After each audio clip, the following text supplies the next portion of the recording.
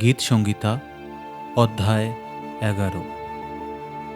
প্রধান বাদ্যকরের জন্য দাউদের। আমি সদাপ্রভুর শরণ লইয়াছি। তোমরা কি ভাবিয়া আমার প্রাণকে বলো, পক্ষীর ন্যায় তোমাদের পর্বতে উড়িয়া যাও।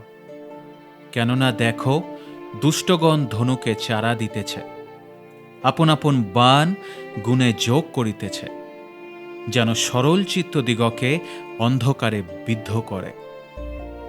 যদি মূল বস্তু সকল উৎপাটিত হয়, তবে ধার্মিক কি করিবে?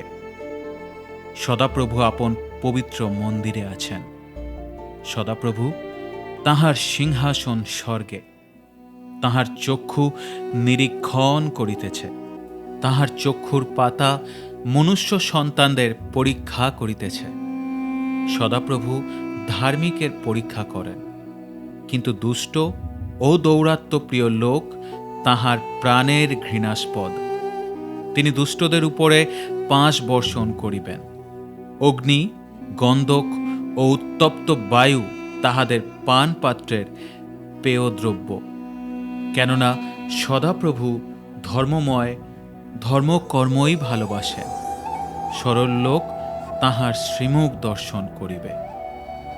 আমেন।